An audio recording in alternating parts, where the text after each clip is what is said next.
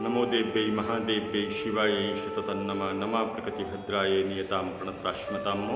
प्यारे मित्रों, जय श्री राम, जय माता दी।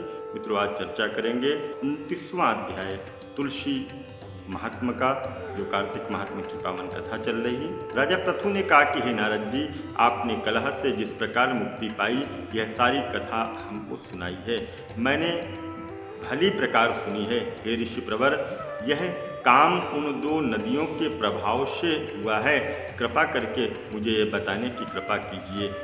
कृष्णा नदी साक्षात भगवान श्री कृष्णचंद्र की महाराज का शरीर और वेणी नाम की नदी भगवान शंकर का शरीर है। इन दोनों नदियों के संगम का महत्व ही ब्रह्मा जी वर्णन करने में असमर्थ हैं। फिर भी चूंकि आपने पूछा है, अतः आपको उनकी उत्पत्ति का वृत्तांत सुनाऊंगा, ध्यान से सुनो। चक्षुषा मनवांतर के आरंभ में ब्रह्मा जी ने शह पर्वत के शिखर पर यज्ञ का निश्चय किया। यह सब देवता भगवान विष्णु और शंकर सहित यज्ञ की सामग्री को लेकर के उस पर्वत के शिखर पर गए। तब महर्षि भृगु आदि ऋषियों ने ब्रह्म मुहूर्त में उन्हें दीक्षा देने का विचार किया। इसके बाद उन्होंने श्री ब्रह्मा जी की पत्नी त्वरा को बुलावा भेजा और वह बड़ी आस्था से आ गई। इसी बीच में भृगु जी ने विष्णु जी से पूछा, हे प्रभु, आपने त्वरा को शीघ्रता से बुलाया है, वह क्यों नहीं आई? ब्रह्म मुहूर्त टल गया। इस प्रकार भगवान विष्णु ने कहा, यदि त्वरा यथासंभव वहाँ पर नहीं आई तो आप गायत्री को ही स्त्री मान करके दीक्षा विधान कर दीजिएगा। क्या गायत्री पुण्य कर्म में ब्रह्मा की स्त्री नहीं हो सकती है? नारद जी बोले, भगवान शंकर ने भी विष्णु जी की बात का समर्थन किया।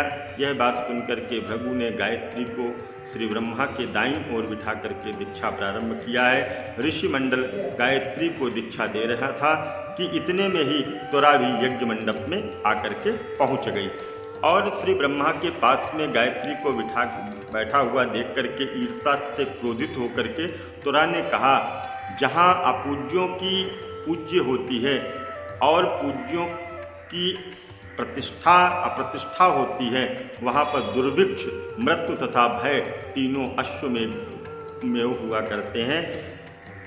यह गायत्री ब्रह्मा की दाईं ओर तथा मेरे स्थान पर बैठी है, यह अदृश्य करने वाली नदी होगी।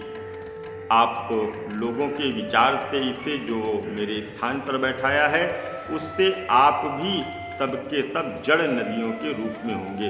नारद जी ने कहा राजा पृथु से, हे राजन, इस तरह त्वरा के श्राप को सुनकर के गायत्री मारे क्रोध के लाल बबूका होकर के अपने ओंठ काटने लगी। देवताओं के मना करने पर भी उसने उठ करके त्वरा को श्राप दे डाला। गायत्री ने कहा, ब्रह्मा जी जैसे तुम्हारे पति हैं, वैसे ही मेरे भी पति हैं। तुमने व्यर्थ ही श्राप दिया है, अब तुम नदी हो जाओ।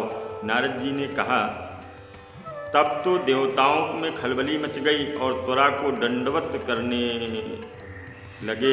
हे देवी, तुमने जो ब्रह्मा आदि देवताओं को श्राप दिया है, उससे यदि हम सब जड़ नदियों के रूप में हो जाएंगे तो फिर निश्चय ही यह तीनों लोकों का बच पाना संभव नहीं है, क्योंकि आप श्राप तुम्हारे बिना विचारे दिया है, अतः तुम इसे वापस ले लो। त्वरा ने कहा, देवतागण, अपने यज्ञ के आरंभ में गणेश पूजन नहीं किया है, इसीलिए यह विघ्न उपस्थित हुआ है।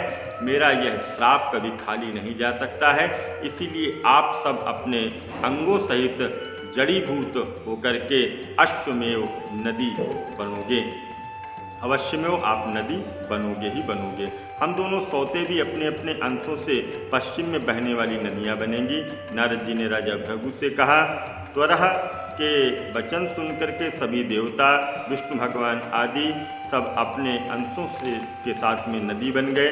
भगवान विष्णु के अंश से श्री कृष्ण भगवान शंकर के अंश से वेणी, ब्रह्मा के अंश से कुकुद मवती वाली नदियाँ उत्पन्न हुई। सभी देवताओं ने अपने जड़ों को अंश बना करके वहीं सर्वत्र फेंक दिया। फिर उन लोगों के अलग अलग नदियों के रूप में बहने लगे। देवताओं के अंश से हजारों की संख्या में पश्चिम वाहिनी नदियां उत्पन्न हुई। गायत्री और त्वरा दोनों पश्चिम वाहिनी नदियां होकर के एक साथ बहने लगीं और उन दोनों का नाम सावित्री पड़ा। श्री ब्रह्मा ने यज्ञ स्थल पर भगवान विष्णु और शंकर की स्थापना की। दोनों देवता महाबल और अतिबल के नाम से विख्यात हुए। हे राजन, कृष्ण और वेणी नाम नदी की उत्पत्ति का वर्णन यह है। जो मनुष्य सुनेगा उसे नदियों के दर्शन करने का पुण्य फल प्राप्त होगा। आगे की कथा कल के पावन प्रसंग में श्रवण करेंगे। तब तक के लिए दीजिए इजाजत। जय माता दी, जय मां गंगे।